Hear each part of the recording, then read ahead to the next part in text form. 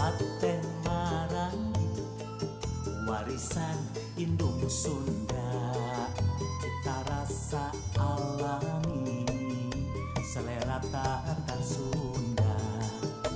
Sate Marangi, bulu sapi pendekar hihit, sejatinya rasa budaya adiluhur. Bagi Anda petualang kuliner, mungkin sudah tidak asing lagi dengan Sate Marangi. Makanan khas Purwakarta ini dapat ditemukan di sepanjang Jalan Raya Cibungur, Purwakarta. Berikut wawancara saya bersama pemilik Sate Marangi Cibungur, Purwakarta, yaitu Ibu Hajah Yeti. Awal mula Ibu mendirikan Sate Cibungur sampai seperti ini tuh bagaimana? Awal mulanya? Ya, Awal mulanya mah dari ini aja karena saya nggak punya pekerjaan aja. awal mulanya. Iya, nyoba-nyoba di sate gitu. Terus mengapa diberi nama Sate Marangi? Jadi itu awalnya kita kan belum punya nama gitu ya. Terus gini loh ceritanya, waktu saya jualan di sini itu Sate Marangi itu udah ada di Purwakarta, daerah Pleret sono. Terus kayak saya itu mendirikan sendiri dengan ide sendiri, cari cara-cara sendiri, sampai waktu itu udah rame, tapi kita belum punya nama. Iya. Ada konsumen yang datang, mereka yang kasih nama, gitu dinamakan Sate Marangi. Saya juga nanya, enggak, maksudnya dia juga nanya, dia yang nanya dulu, Ibu sate ini sate apa, nggak punya nama. Terus satenya kan karena dibumbuin kecap aja, tanpa bumbu kecap, jadi ini namanya Sate Marangi, gitu kata-kata pengunjung.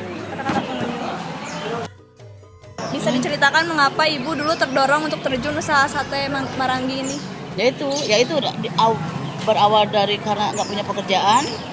Bapak saya itu emang dari dulu, dari tahun 80 udah buka es kelapa muda di sini. Ya. Dengan hanya gado-gado kalau nggak salah sama soto. Waktu itu saya karena nggak kerja itu minta saran orang tua saya.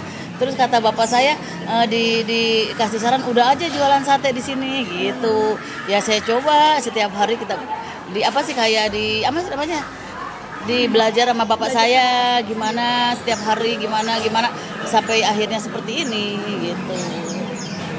Terus mengapa pemilihan tempat itu Sate Marangi bisa di Jalan Cibungur ini gitu, Bu? Enggak. Dulu sih waktu bapak saya jualan es kelapa nggak di tempat ini. Oh, nggak di tempat ini. Masih sama numpang di perhutani juga. Cuma pindah tempat nggak boleh sampai akhirnya punya tempat sendiri gitu. Tapi tetap aja sekarang juga masih numpang di perhutani juga gitu. Secara kebetulan aja. Iya. Rezekinya kayaknya di sini. Ya. Terus yang pertanyaan selanjutnya, yang kita lihat bisnis Ibu ini yaitu Sate Marangi sudah naik daun dari dulu hingga sekarang. Sampai sekarang sudah menjadi ikon dan go internasional. Sebenarnya bagaimana sih latar belakang kehidupan Ibu sendiri sampai usaha Ibu ini dikenal sama banyak masyarakat? Ya. Apa sih ya, susah itu sih. Ya pertama kan karena saya nggak kerja, minta saran orang tua saya, disuruh jualan ini. Siapa sih yang nggak berharap usahanya ingin maju, tapi saya nggak berpikir bisa seperti ini gitu. Jadi ini kayak secara mengalir aja. Lagian ini juga usaha di sini bukan saya sendiri. Jadi maksudnya saya, orang tua sama saudara-saudara saya di sini. Jadi setiap menu ini yang punya itu beda-beda orang. Iya, jadi saya sendiri ya. Kalau sate emang punya saya gitu, kayak es kelapa punya orang tua, sop soto gado-gado kredok itu sayur asem itu punya saudara-saudara saya, kakak adik saya. Malah sekarang udah anak-anak saya, ponakan-ponakan udah gabung di sini. Jadi keluarga besar di sini kayak serumpun di sini gitu. Terus pertanyaan selanjutnya, bagaimana prinsip Ibu dalam menjalani bisnis Sate Marangi ini? Maksudnya? Prinsip Ibu dalam menjalani sampai dari dulu sampai sekarang, apa yang Ibu pegang prinsipnya? Maksudnya supaya maju gitu, ya yang pasti kita berbuat yang terbaik. Ya buat yang terbaik buat siapapun, maksudnya buat langganan, buat siapa. Yang pasti kan pertama mengutamakan rasa, pelayanan. Pokoknya kita ya itu berbuat yang terbaik. Maksudnya, tapi selebihnya saya dipasrahin sama Allah sepenuhnya gitu. Iya. Pertanyaan selanjutnya, mengapa Ibu tidak terfikirkan untuk membuka cabang di tempat lain? Ya. Untuk sementara belum, karena untuk saya sendiri nggak terlalu pintar untuk membagi-bagi waktu. Jadi gini loh, kalau kita buka cabang itu saya tuh nggak yakin kalau tanpa dipegang sendiri bisa maju gitu. Makanya satu, fokus dikerjakan sendiri, dikontrol sendiri setiap hari. Jadi bisa terpantau dengan baik gitu. Iya, terurus dengan baik. Tapi ya insya Allah untuk ke depan sih kita berharap, saya kan punya anak-anak. Jadi anak-anak bisa membuka cabang di satu tempat yang ini, tapi mereka suruh usaha sendiri, istilahnya biar berpikir sendiri gimana sih ingin maju itu seperti apa gitu. Saya sih pengennya mendorong anak-anak saya seperti itu gitu. Terus bagaimana cara pemasaran Ibu dalam menjalani usaha sate Marangi ini? Ya, saya nggak muluk-muluk, nggak pengen kayak orang kayak di gimana sih datang ke sate saya atau gimana saya nggak gitu. Cuma saya kan ya, pasti kan berusaha yang terbaik juga. Setiap langganan di sini kita layani dengan baik, kita servis dengan baik. Ya kalau ada kan saya suka servis makanan bikinan saya tuh caranya begini. Mereka kan seneng digituin. Terus ujung-ujungnya nanti mereka kan jadi bilang ke teman-temannya. Jadi ke teman-temannya, ke ibu, ke orang tuanya, ke siapa. Jadi kalau hari ini dia datang sama teman kantor, besok-besok sama keluarga, sama siapa.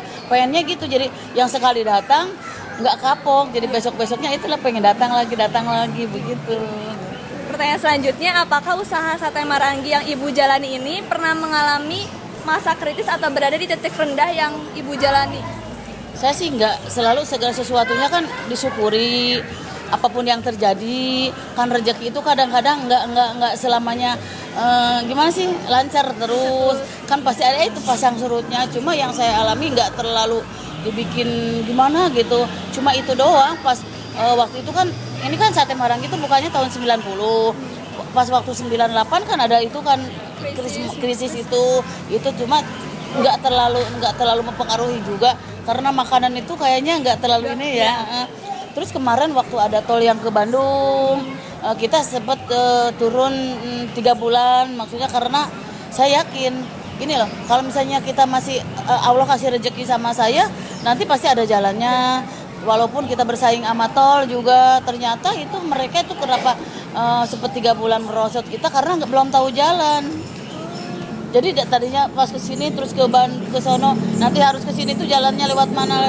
Ternyata setelah 3 bulan itu ke sininya kita malah lebih nambah. Jadi gini, yang dulu dari Bandung ke sini kayak jangkauannya lebih lama, sekarang kan lebih cepat gitu. Jadi justru ya lebih meningkat alhamdulillah. Apalagi sekarang kita ada tol Cipali, banyak orang Cirebon juga yang yang datang gitu. Untuk pertanyaan selanjutnya, bagaimana Ibu mengatasi masalah dalam masa-masa kritis saat berbisnis ya itu? Ya, yang pastinya saya juga kan harus wanti-wanti ke karyawan saya.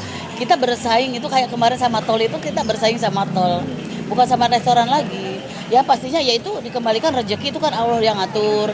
Terus yang pasti itu meningkatkan segala-galanya, meningkatkan rasanya, meningkatkan pelayanannya, meningkatkan pokoknya segala sesuatunya kita ya itulah itu harus hati-hati ya, persaingan bukan dengan restoran lagi, tapi alhamdulillah sih lancar lagi gitu.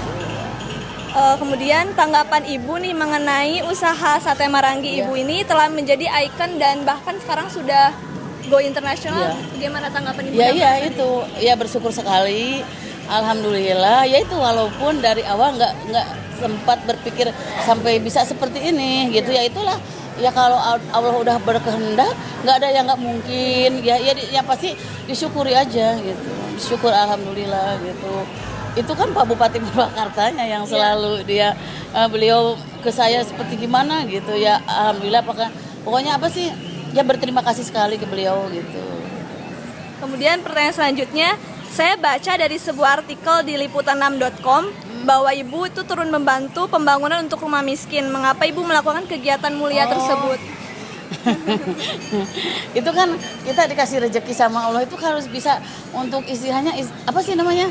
Berbagi. Ya itulah, cuma emang iya sih, jadi kayak prinsip saya itu kenapa warung saya bisa jadi ramai juga kayaknya ya mudah-mudahan Saya suka prinsipnya gini loh, kita kalau kita semakin banyak berbagi untuk kebaikan, nanti kan Allah juga akan mengembalikannya semakin banyak lagi. Saya lebih baik ya itu saya sih seperti itu, ya mudah-mudahan rezeki sayanya barokah, jadi dibawa di apa sih kayak apa sih namanya, ya untuk dijalani buat kebaikan itu ya.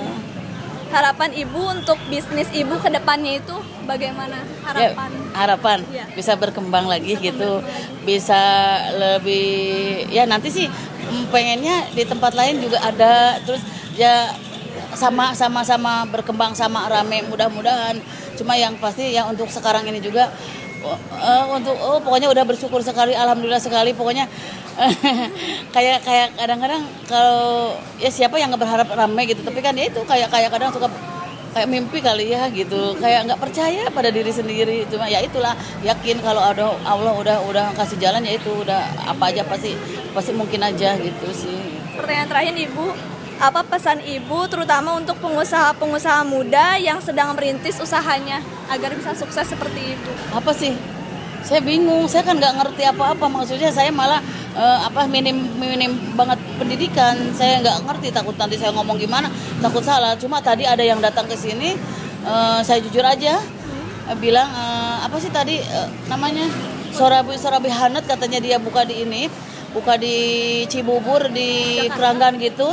Ibu minta motivasinya gimana tuh, saya gini aja, ya udah ya itu tetap aja saya berusaha yang terbaik, yang menjaga kualitas rasa pelayanan, itu saya tetap itu ya itu dikembalikan sepenuhnya kan Allah yang ngatur, pasrahin aja sama Allah sepenuhnya. Tadi saya sih bilang ke mereka seperti itu gitu.